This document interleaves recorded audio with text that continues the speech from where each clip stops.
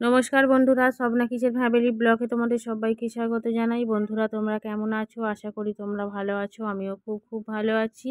একটু বেলা থেকে ব্লগটা শুরু করলাম। সকালে সমস্ত কাজকর্ম করা, মিঠাই স্কুলে গেল, তার টিফিন রেডি করে দেয়া।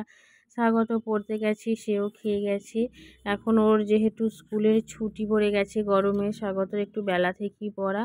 আর তোমার দাদাভাই খাওয়া দাওয়া করে মিঠাইকে নিয়ে একেবারে স্কুলে বেরিয়ে গেছে। তো সকালে আমার বাসি কাজকর্ম করা, চান করা, ঠাকুরের সেবা দেয়া, নিজে টিফিন খাওয়া, সমস্ত কিছু করে সবজি কাটতে বসে গিয়েছিলাম। আজকে যা যা রান্না হবে, তারপরে ভাত বসিয়েছি। ভাতটা করে ভাতটা নামিয়ে রেখে তারপরে যাব, কারণ মিঠাই ছুটি হয় 11টার সময়।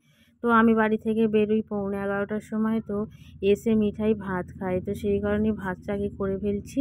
আর যা যা সবজিপাতি কেটেছি, দেখি কিছু কিছু রান্না 11:15টার মধ্যে যতটুকু হয় ততটুকু করে রেখে তারপরে আমি ওকে আনতে যাব। তারপরে তো ওকে নিয়ে এসে খাওয়ানো, এইসবগুলো করতে করতে 12টা বেজে যায়। আর রান্নার দেরিও হয়ে যায়। সেই কারণেই আমি ওকে এইমাত্র নিয়ে এলাম স্কুল থেকে। এখন বাজে প্রায় 12টার কাছাকাছি। তো এসে ওকে ভাত খাইয়ে দিয়েছিলাম।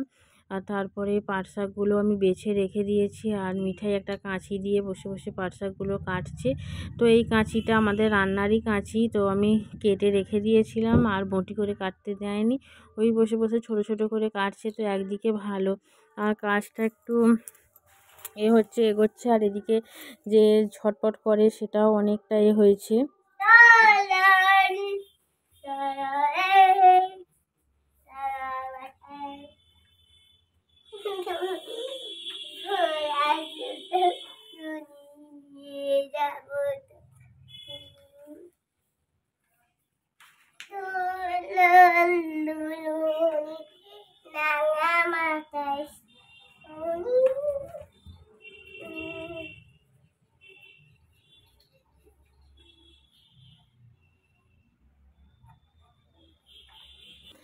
তো বন্ধুরা, দেখতেই পেলে মিঠাই কি সুন্দর দোলায় বসে বসে আর গান করছে আর দোল খাচ্ছে। তো ভালো লাগছিল দেখতে। তো এখন ওকে চান টান করানো হয়নি, এবার চান করাবো।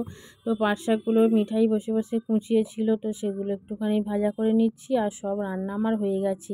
এই রান্নাটাই সবার শেষে আমি করেছি। আর মিঠাইকে এইমাত্র চান কইরে দিলাম। আর ও একটা পেনের কালি নিয়ে বসে বসে অ আ হ্রস্বই দীর্ঘই হ্রস্ব এই পর্যন্ত লিখেছে। আর তারপরে আমি কাগজের মধ্যে দাগ টেনে দিয়েছি। বসে বসে বললাম, অ আটা লেখো। আমি যে একটা টাইম লেখাই আর একটা টাইম পড়াই। তো এখন যেহেতু আমি ওকে লিখিয়ে দিচ্ছি, তো সন্ধেবেলা ওকে পড়িয়ে দেবো। তো সেটাই করব। আবার খেয়াল খুশি ওর লেখাপড়া, কোনো দিন বলে পড়বো না, আমি এখন লিখবো। তো তখন দুবেলাই লেখা হয়ে যায়।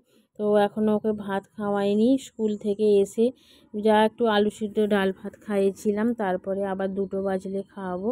তো আজকে রান্না হয়েছে মাছের ঝাল, এখানে আম দিয়ে ডাল হয়েছে, আলু পটলের তরকারি, পাট শাক ভাজা। এই হচ্ছে দুপুরে রান্না। তো দুপুরে খাইয়ে দায়ে ঘুম পাড়িয়ে দিয়েছিলাম। তোমার দাদাভাই আম কিনে নিয়ে এসেছে।